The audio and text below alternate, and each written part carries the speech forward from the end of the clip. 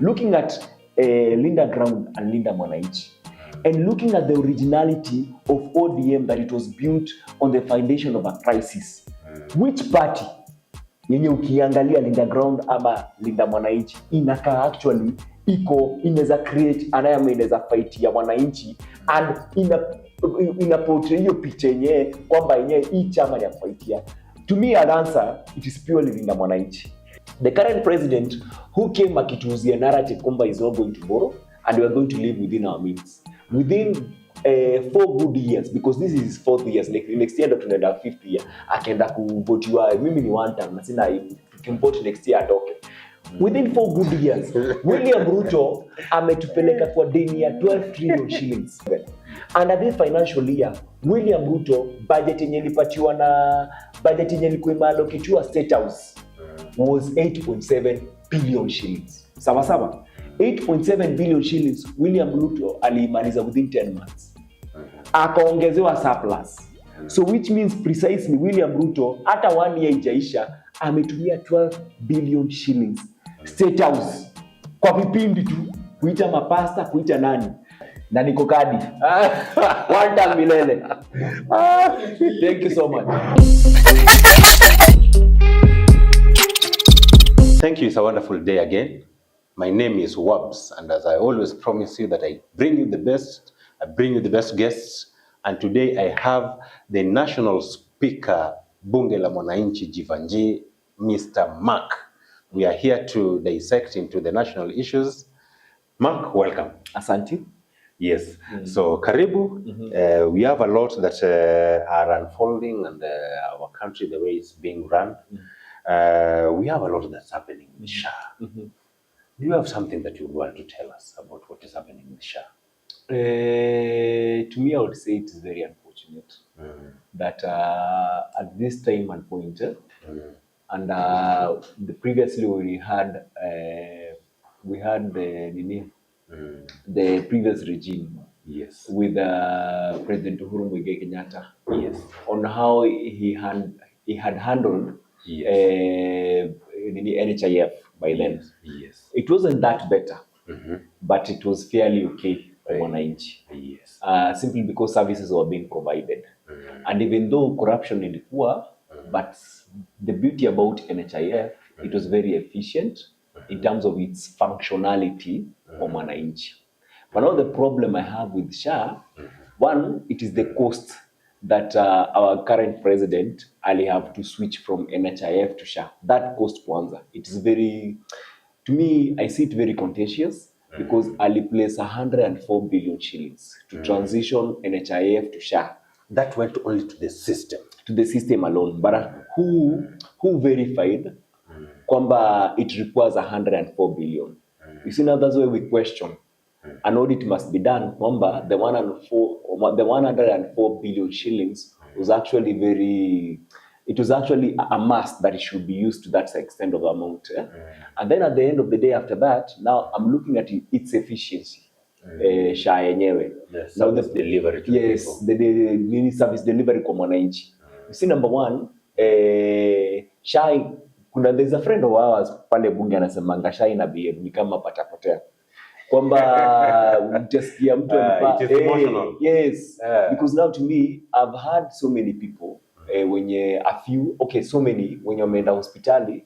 Yes, true, SHA inalipa to an extent. But now, what we expected when the president had transitioned NHIF to SHA was purely that SHA will be an improvement or an enhancement of NHIF. But me huwezi niambia that SHA inaoffer less services compared to NHIF. Because utapata bado issue ya madawa, it is not being sorted. There are those patients when you wanna struggle with chronic diseases. Not all of them diseases zao zinakuanga covered by SHA to an extent, in terms of the payment that must be there for them to receive the service. And then again, the allegation by Auditor General na control of budget that there is an amount of money, actually 50 billion shillings, imepotea from SHA on paying fake hospitals, also fake patients. That unapata one patient ameza sijui mara 3, and then the worst within the same year. Yes, and then the worst part of it is this: when there was an expose that Kenyatta National Hospital in a struggle kununua madawa, na apart from that machine hazifanyi, and the third most ni hata hizo chakula za wagonja suppliers hawapatiwi. You see now that was what it was in December. Wagonjwa wanakaa and even treatment yao haiko sawa, and yet we are losing 50 billion shillings. You see now that's why I say kwamba number one, our leadership has a problem.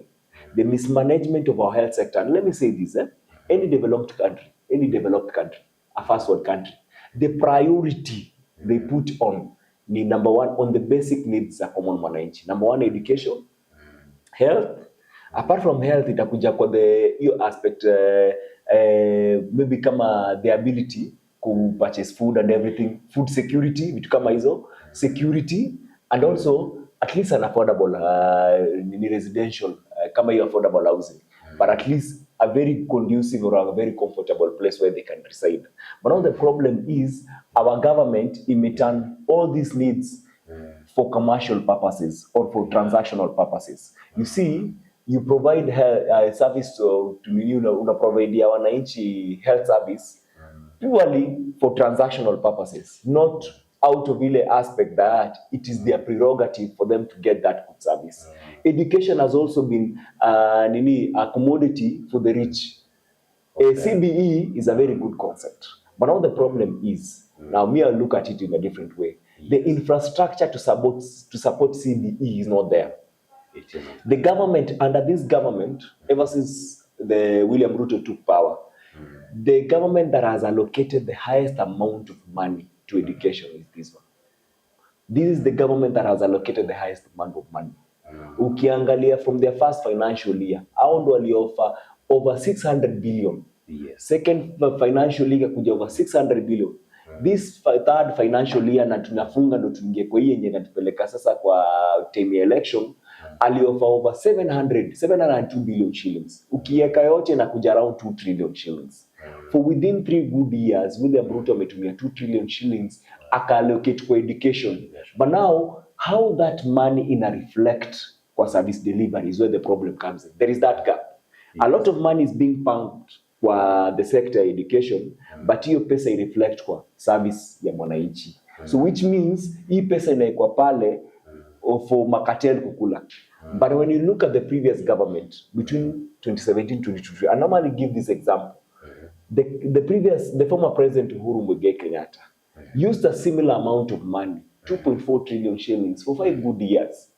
Na 2.4 trillion shillings ali-ensure kwamba help was being available for all students. And you need to remember kwamba when Matiang'i was appointed the Minister of Education in 2016, Matiang'i ali-reduce cut mark ya kwenda campus from B to C+. He's the first minister in Kenya to reduce cut mark ya kwenda campus. C+. And you need to understand kwamba then, I don't think that's a good idea. It was a good idea and I didn't have an issue. But now, the beauty about then also is that help was being available and available to all the students.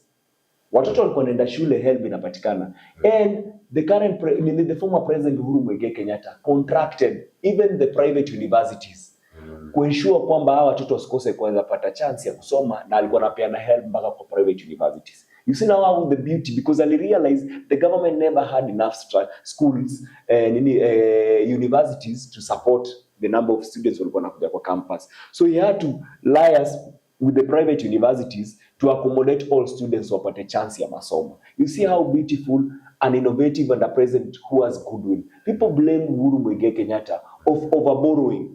Kwamba aliborrow nearly 7 trillion shillings, alituachia debt because he borrowed 7 trillion shillings na akatuachia debt of 8.7. Now the saddest thing is this. The current president who came akituuzia narrative kwamba is not going to borrow and we are going to live within our means. Within 4 good years, because this is his 4th year, next year ndo tunaenda 5th year, akaenda kuvotiwa, mimi ni one time, na sina tukimvote next year atoke. Within 4 good years, William Ruto ametupeleka kwa deni ya 12 trillion shillings. You can imagine, 12 trillion shillings from 8.7, which means William Ruto, within 4 good years, increased debt yetu, borrow 5 trillion shillings. Now you can imagine, if within 4 good years, pesa ya Uhuru Muigai Kenyatta within 10 good years, aliborrow 7. which means if you spread within the 2 terms utapata the first term was 3.5, the other term was 3.5, ndio inakuja 7 trillion.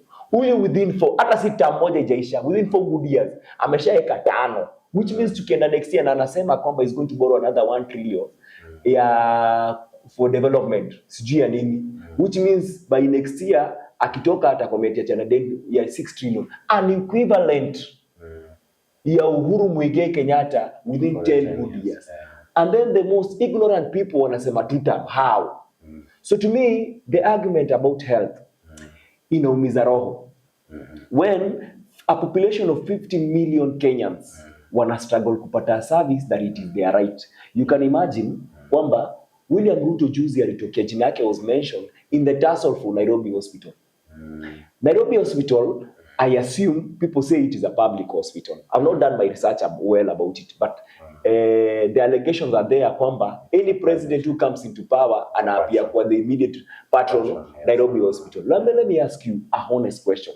Kulikuwa na an expose juzi, I think it was last year or early this year, kwamba Kenya is owned with less than 150 people. Yani the whole of 50 million Kenyans, the people who co-share the economical value of Kenyans ni only 150. I don't know, remember the lion's share of our economy. How? So you can imagine Nairobi Hospital ndio inapeana service to such kind of caliber. But Kenyatta National Hospital inapeana service to the many millions of Kenyans who cannot afford a very prestigious hospital kama Nairobi Hospital. Instead of him being the president, ofisi yake inaraniwa na taxpayers money. Instead yeye afocus na vitu kama Kenyatta National Hospital, then this man I do not know where tulimtoa, yeye anaenda kuangalia Nairobi Hospital. Nairobi Hospital of all things, and Nairobi Hospital where ukiangalia nearly half of Nairobi wanaishi in informal sectors ama modest lives. Bana mimi I always tend to not understand how William Ruto operates. But one thing is for sure, number one, our current president does not have goodwill. He's just playing politics. If there is a president who's purely playing politics with the lives of Kenyans, is this one. And the most dangerous thing I see about him is because he has invested a lot of money into selling hope. Yani kama kuna mtu mwenye anatuuzia ameboro pesa 5 trillion kuuza hope. Because if you ask, how will William Ruto substantiate how he has used the 5 trillion shillings in Yameboro? Because Uhuru alituachia 8.7. Right now tunaongelea 12.7. That is nearly 5 or 4 trillion shillings. Actually, nearly 5 trillion shillings. So how does William Ruto substantiate? Ati after 4 good years, saindo William Ruto anaambia mandugu zangu wa Western na Nyanza ati anatuletea Mau Summit Road. Akiingia 2022, did he not know? Because he had the manifesto. Immediately William Ruto, the only manifesto he implemented was to increase taxes. Akaanza na fuel levy. Akaitoa from, I think it was 88%. Akaipeleka to 16% fuel levy. Under Uhuru Muigai Kenyatta it was 8%. Akatoa from fuel levy akaenda to road maintenance fee. Road maintenance fee under Uhuru Muigai Kenyatta it was 18 shillings. Sahi aka increase to 25 shillings. That was within his first 1 year. William Ruto went to increase taxes. Akatoka hapa akaeka house levy tax ya kulipa hii affordable housing. Akaongeza hapo. Now you can imagine William Ruto is first, he had a manifesto before 2022, but when akiingia manifesto yake ilikuwa ku increase tax. And that's why Raila was the first man, and people should take this into record. The late Raila Amolo Odinga was the first man to weka Ruto must go. It was not Wamunyoro. Na sufuria kwa kichwa. The cost was there. Then after Raila Amolo Odinga, the Gen Z who somehow Mungu aliwaleta wakakuja tena na again Ruto must go against the reject finance bill. And it was purely because of the wrong economical conditions that William Ruto alikuwa na make, the wrong economical decisions that William Ruto was making. So he had the guts to forgo all the promises that he had put to Kenyans na akaenda ku increase taxes. So for 2 good years, William Ruto alikuwa na Shylock nchi. Ana increase tax and is doing nothing. Then now at the 4th year ndo sana anaanza kutulizia hope. Anatuzia hope kwamba is going to make finish SGR. SGR yenye exist since aanze after 4 good years. Alikuwa anafanya nini? Mau Summit alikuwa anafanya nini? Sasa ndo anaanza kutuambia tu kwamba mambo ya agriculture, hizo ma irrigation scheme anataka kumaliza. You can imagine that sasa anatuamuzia kipindi SGR na Mau Summit itaisha 2028, so that the many people who are ignorant about his false rhetorics atotampigia kura next year 2027 ati sababu barabara. My friend, it is our right number one for the president to serve us. Hii pesa yenye ana collect si yake, na mimi mwambia watu wengi wenye wanasemanga tu State House si biashara ya mtu. State House is a public property that is mandated to serve wananchi. Whoever sits in that office must serve Kenyans. William Ruto for the last 4 good years amekuwa akiserve his own personal interest, and I don't understand. He has been there in the public service ever since he was an MP. He became a CS, now he became a deputy president. Ni pesa ngapi hajatengeleza? Watoto wake hata washakuwa kubwa. They already have an inheritance. Why can't you just serve Kenyans? Ni ngumu. So this guy does not have kumi. He's a pastor who anauza prosperity gospel. Yeye na Kanyari hakuna tofauti. Yeye vile Kanyari anachapa prosperity gospel, yeye anauza prosperity gospel. And to be sincere, right now I've decided to separate religion. I believe in God, but I will separate religion and politics. Yes, we need the right person to make the right decisions next year. Yes. Sure. So William Ruto is. So even if he's an atheist. You see, to me, the idea about atheist is, to me, I'd really prefer my own personal preference. I really prefer president who fears God, because there are certain decisions. Number one, let me not lie to you. You see, there are these conspiracy theories zinakuanga globally. When you look around, utasikia that there are those leaders who sacrifice their own population for certain things. Utasikia in the health sector, and I tend to believe William Ruto. Mimi simwaminingi vizuri, because me, I was asking a simple question. Uhuru Muigai Kenyatta, a drunkard, by the way, a drunkard, and I'm not apologetic to say that, a drunkard for 2 good years under Corona. When Corona hit us first on the year 2020, na 2021, that drunkard was able to stabilize and handle this country for 2 good years. Na kuna siku, and I always tend to wonder how Kenyans hawakuenda kwa street at Uhuru must go. They only abused him kwa mtandao. But they never went to an extent, and that was the major point yenye wa Kenya wangetoka kwa barabara waende hata parliament waseme Uhuru must go, like vile William Ruto angekuwa. And under Uhuru Muigai Kenyatta during Corona, 1 million jobs were lost.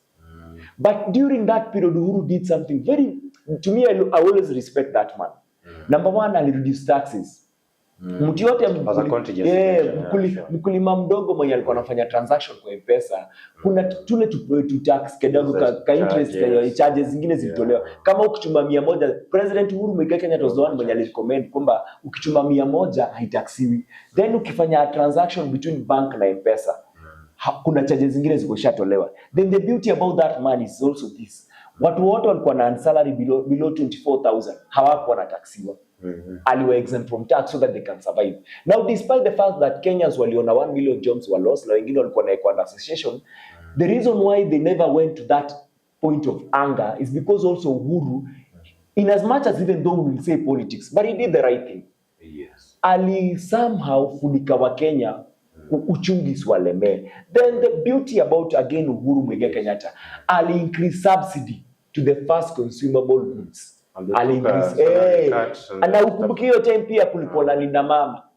Wakenya walikuwa na za peace. Ukizaa unatulipa tu 20 bob, mtoto anakuja. And I think hiyo ndio time yenye population ya Kenya ilikuwa at least na grow. Sasa hii unapigia hesabu economy utakuisha aje economy. Now you look at William Ruto. What has he done? He removed linda mama, akatoa subsidy, aka increase tax, akasema hata borrow, overborrow, borrow nearly an equivalent of whatever Uhuru borrowed for 10 good years. Then there is a person who still sit here and tell it how. And then you're telling us that he's bringing Mau Summit, he's bringing SGR. My friend, the president has been there since 2022. What has he been doing? Yes. Saa hii angekuwa na launch, but if William Ruto would be launching SGR Malaba, angekuwa na kanyaga Malaba. Sasa anasema si mlikuwa mnasema sisi fanya kazi. Aya Waluya Wajaluo ndio really ndio imefika kwenye. Na anafungua, si ati ana launch, anafungua kwamba ana commission kwamba itumike, ikuwe functional saa hii. Hii barabara ya Mau Summit angekuwa na commission saa hii inatumika saa hii, barabara imeisha. But now what is the guy doing? Ati sasa hivi wanaenda kufungua. After 4 good years, what has he been doing? And he has been collecting taxes. And to me, the saddest thing is this. The president who was the first one kupitisha mark ya budget ya 4 trillion is William Ruto. Yes. So me I will ask, uko na budget of 4.2 trillion shillings. How comes the money is not circulating in the economy so that hata ule common mwananchi apate? How comes? They're stealing and taking. William Ruto anasema is not the first president ati kupatana na unemployment. But I will ask a simple thing. All these other presidents hawakuwa overtax for Kenya. Hawakuwa overtax for Kenya. There's no other president who has overtaxed Kenyans like this one. But don't you even find that statement to be irresponsible? Because how do you say that I'm not the first president, a member of the executive? When it comes to, because we've given you the mandate and the instruments of violence to ensure that everything. And I totally agree with you. You see, it is very irresponsible for whoever is collecting taxes to say that he's not the first person kupatana na Wakenya wenye wako unemployed. My friend, you're collecting taxes. You're supposed to be innovative with that tax to provide a conducive environment so that young people can get jobs. That is number one. Number two, William Ruto is very good to exempt blame. Yani wakati collect taxes, he's very good on implementing. But ikifika kuhandle a crisis, anasema si yake. So the 16 million Kenyans, I agree, probably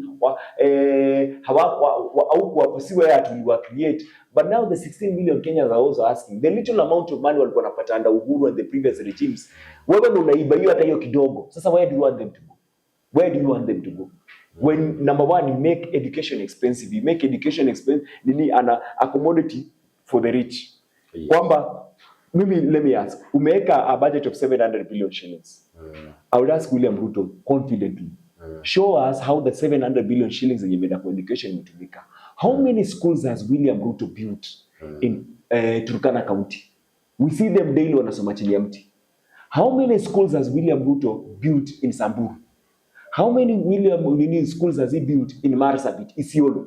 How many of them anaweza enda identify that even in his own backyard in Rift Valley, Baringo? How many? Our young people wana struggle na banditry huko. Yes, but that might not be the role of the national government. This is a devolved system. You see, at the end of the day, let me ask you a question.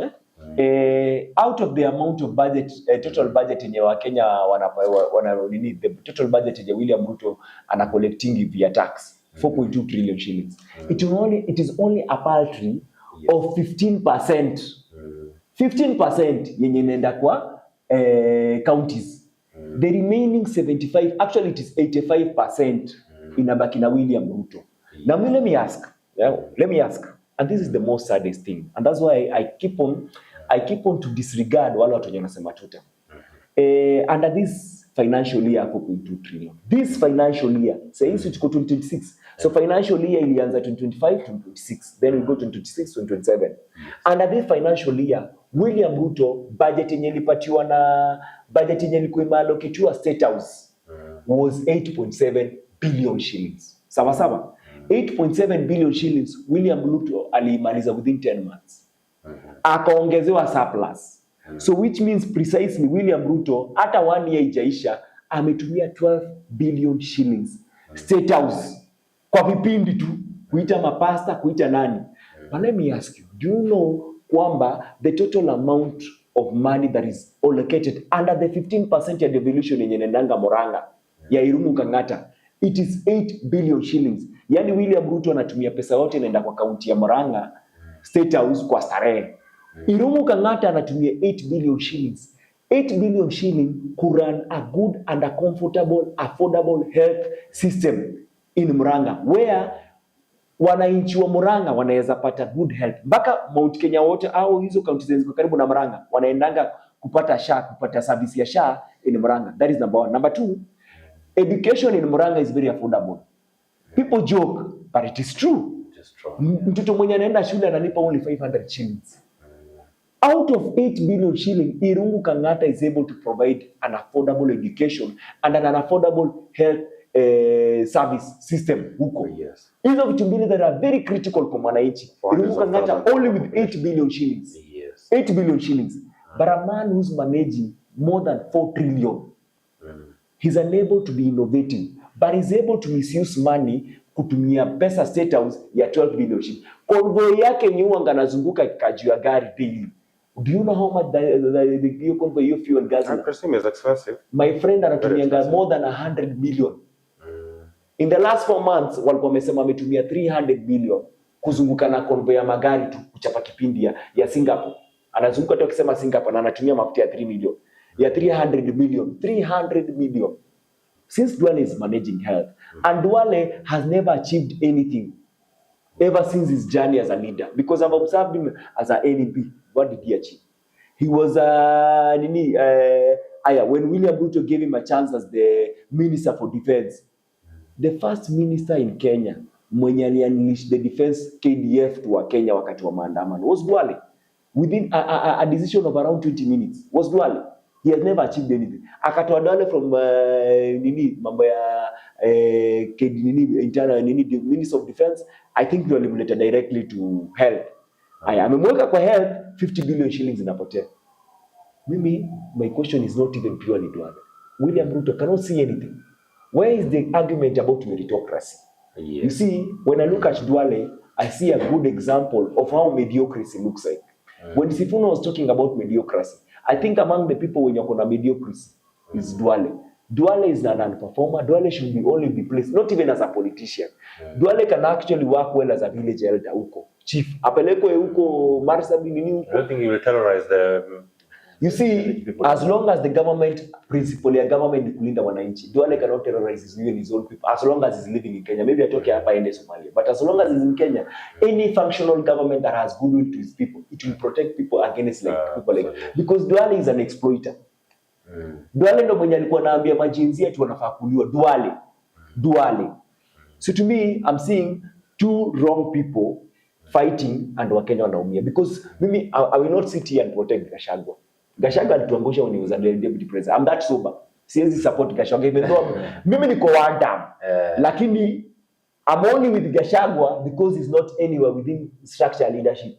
But if Gachagua ndio atienda kusimama, mimi if I was to take Gachagua and William Ruto hapa, hata William Ruto. But because Gachagua is not he's not collecting our tax, I'd rather abaki as an opposition leader. And actually, Gachagua has proved he has good talent in being an opposition leader. Actually, he's more little than Raila, because Raila alikuanga mpole. But Gachagua is very little. Ni mzuri. Hata next year, tukiweka either Matiang'i ama Kalonzo na Sifuna in leadership, naomba tena wakosee Gachagua. Akikuja upande wa wananchi, atafanya kazi mzuri. So to me, Gachagua akiupanda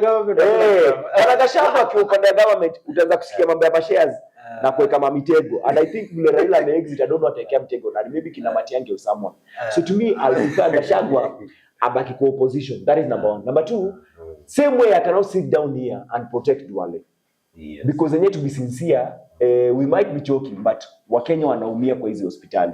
Kenyans who are sick hawapati good service kwa hospitali. So to me, I'll say Duale. So both of them are wrong people, even with William Ruto. Waende wote. But now 2027, because the war is against William Ruto, who is currently in the system and is the one who has appointed Duale, and all those people he has appointed in leadership. Mimi hao ndo tadili. But Gachagua, I pray, 2027 atabaki to only as an opposition leader. So actually, as we wind up, I just want you to touch a little bit. I wanted us to talk so much about the NDC, but being that time might not be so much on our side. I want you just to tell me about Winnie Odinga during the NDC. Okay, to me, what did you get from that message, even from her appearance and the speech that she gave, trying to call for reconciliation and stuff like that? You need to understand one thing, yeah? You know, yes. Winnie Odinga, his past, I'm looking at his history. Winnie Odinga she might be appearing as I am, but I apologize. Winnie Odinga, our great lady, daughter of Raila Amolo Odinga. Yes. You know, Winnie Odinga, nikiangalia past yake, alikuwa very vibrant under her father. There's that kind of personality alikuwa na exhibit when he was around his father, na akiwa babake akiwa bado akizunguka mambo ya opposition. I remember Winnie Odinga accompanied his father, wakaenda Raila akaenda kuapishwa in Uhuru Park. There's that personality and charisma and that excitement, that strength that Winnie Odinga had. Unaona the aura actually. Yes. Unaona. So moving towards after William Ruto, na wakahave handshake with Raila Amolo Odinga. Winnie Odinga had a certain personality, but hakuwa very visible kwa hii handshake ya William Ruto. But now, Mimi, I'm looking at William Ruto, Winnie Odinga, now under the exit of Raila Amolo Odinga, and this tussle between Linda Mwananchi and Linda Ground. Now, let me ask you a simple question. You know, ODM, and sorry to say this, ODM is a party that has been built on the foundation of a crisis. Raila Amolo Odinga was a people's fighter. So when Raila Amolo Odinga made the name Raila Amolo Odinga, it was not because Raila Amolo Odinga was a lukewarm politician. He was a politician who was forthright, very aggressive, and very prepared to die for the people. And everyone who followed Raila Amolo Odinga was following Raila Amolo Odinga because he was a fighter. And Raila Amolo Odinga built ODM because that party was to ensure that he got the vehicle to capture power. Hii power yenye unasikianga wanatafuta power. Yes. So Raila Amolo Odinga 2007, 2013, 2017, 2022 has been looking for only one seat, the presidency. But now remember, people have been very loyal to him because they believe on his vision. So to me, let me ask you a simple question. Looking at Linda Ground and Linda Mwananchi, and looking at the originality of ODM, that it was built on the foundation of a crisis, which party yenye ukiangalia Linda Ground ama Linda Mwananchi inaka actually inaweza create inaweza fight ya wananchi and ina portray hiyo picha yenyewe kwamba yenyewe hii chama ya fightia? To me, an answer, it is purely Linda Mwananchi.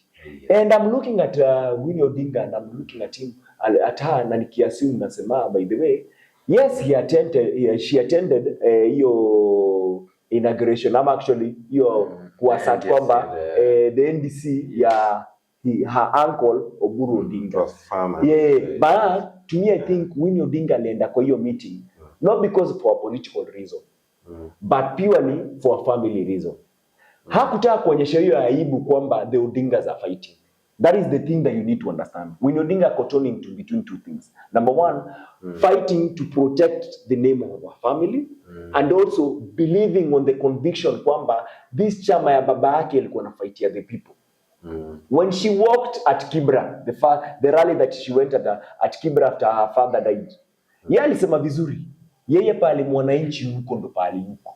She has been interviewed not once or twice, even the best interview at Citizen Show with Yvonne Okwara. Akasema purely where mwananchi yuko ndo ODM yuko. That is where her heart is. But to me, I believe kwamba out of respect for her uncle ndo aliattend the NDC.